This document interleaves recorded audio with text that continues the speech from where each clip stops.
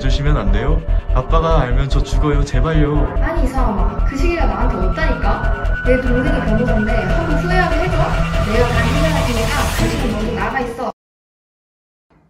A는 유명인의 자녀였어. 해외 유학 중에 같은 학교 친구의 권유로 마약을 처음 접하게 된 거야. 20대 초반의 어린 나이에 순식간에 마약에 중독되었고 2달이나 되는 방학을 마약 없이 한국에서 보낼 일이 걱정됐기 때문에 결국 가방 안쪽에 마약을 숨겨 가져오기로 결심했어. 귀국한 A는 세관 검사대로 왔어. 신고할 것이 있나요? 없는데요? 가방을 엑스레이 검색기 안에 넣어주세요. 공항에 내린 A는 세관 직원의 안내에 바짝 긴장해서 식은땀을 흘리기 시작했어. 소량이라 걸리지 않을 거라고 생각했지만 착각이었지. 그래서 어떻게 됐어? 세관 직원은 엑스레이 화면에 나타난 수상한 음영을 놓치지 않았고 직원 A의 가방을 수색했어. 처음에는 아무것도 발견하지 못했는데 가방 안쪽을 좀 더 깊이 수색했을 때 손끝에 무언가가 잡혔어. 여기 뭐가 있는데요? 알고 보니 가방 안쪽에 마약을 숨겨놓았던 거야. 사색이 된 A가 무릎을 꿇은 채 울음을 터뜨렸어. 한 번만 봐주시면 안 돼요? 아빠가 알면 저 죽어요. 제발요. 숨겨서 들어왔다는 건 애초에 범죄라는 걸 알고 있었단 걸 텐데. 세관 직원은 단호했어. 마약 밀수는 큰 범죄입니다. 이제부터는 저희가 아닌 세관 조사 직원에게 조사를 받으셔야 합니다. A가 눈물을 흘리며 직원들을 붙잡고 애원해도 소용없는 일이었어. 결국 A씨는 마약 투약 혐의와 마약을 밀수한 혐의로 처벌을 받게 되었어. 밀수한 건 처벌받아야 되는 게 맞지. 근데 외국에서 마약을 한 것도 한국에서 처벌받는 거야? 우리나라는 속인주의를 채택하고 있어서 거주하는 국가에 관계없이 모든 한국인은 대한민국의 법을 적용받아. 즉, 마약이 합법인 나라에서 투약했다고 하더라도 대한민국 국적자라면 국내법으로 처벌할 수 있거든. 아, 그렇구나. 이건 모르고 있는 사람들이 많을 것 같아. 많은 사람들이 마약 초범은 괜찮다고 안일하게 생각하는 경우가 있는데 마약 범죄는 중대범죄이기 때문에 초범이라고 해서 반드시 집행유예가 되거나 약한 처벌을 받는 건 아니야. 특히 단순 투약과 달리 마약을 밀반입 파는 경우에는 마약류 관리에 관한 법률 제58조에 의해 무기징역 또는 5년 이상의 징역형에 처해져.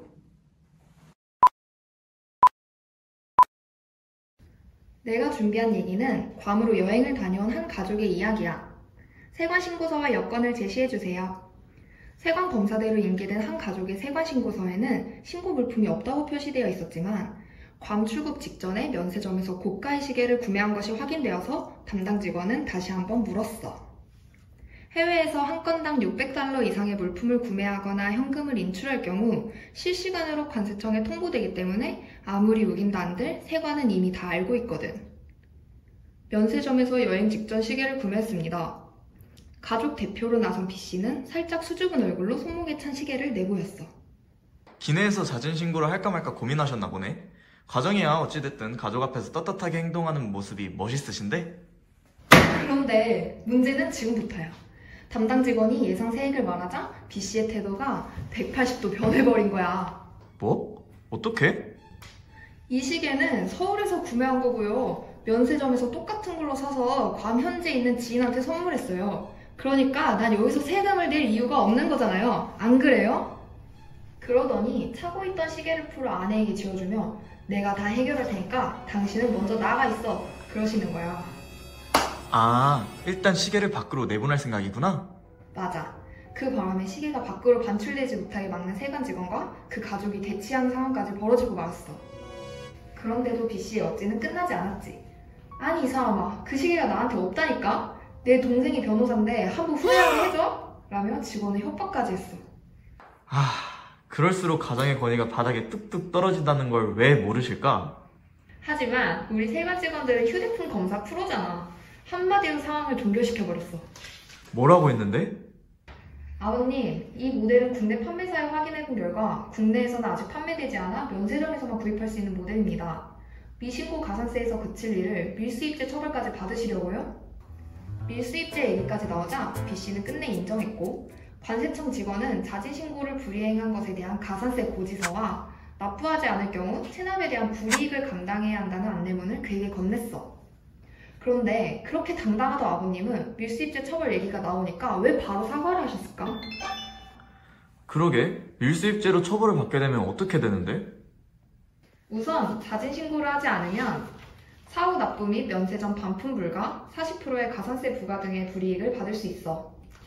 만약 단순 신고 불이행의 범주에서 벗어나 대리반입, 은닉 등 밀수입의 고의가 현저하다고 인정되는 경우에는 밀수입죄 미수범으로 처벌까지도 가능해.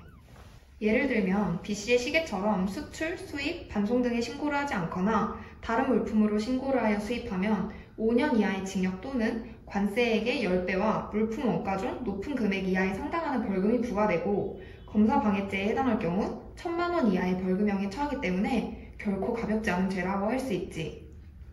그렇구나. 관세청 홈페이지에서 예상 세액이 얼마인지 미리 따져보고 자진 신고는 꼭 해야겠다. 그런데 요즘은 편리하게 스마트폰으로 여행자 휴대폰 신고를 하는 방법이 있다고 들었는데 그것도 소개해 줄 수 있을까? 당연하지. 바로 모바일 관세청이라는 어플을 이용하면 되는데 방법은 간단해. 안드로이드는 플레이스토어, 아이폰은 앱스토어에서 모바일 관세청을 검색해서 설치한 다음 여행자 휴대폰 신고 등록을 클릭하고 신고자 정보와 신고사항을 입력한 후 제출하면 QR코드가 생성돼. 발급된 QR코드를 모바일 신고 전용 게이트에 스캔하면 끝이야. 엄청 쉽지? 요즘 같은 코로나 시국에 비대면으로 세관 여행자 휴대폰 신고를 할 수 있어서 너무 좋다. 출국 전에 미리 앱 설치를 해두면 더 편리하겠는데? 현재 세관 휴대폰 모바일 전자신고는 인천공항 제2 여객터미널에서만 가능하니까 꼭 참고하도록 해. 소개를 해줘?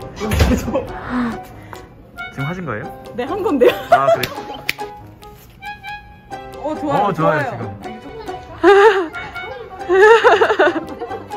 B씨의 태도가 180도 변해버린 거야. 약간 이렇게 키가 달라서 그런가?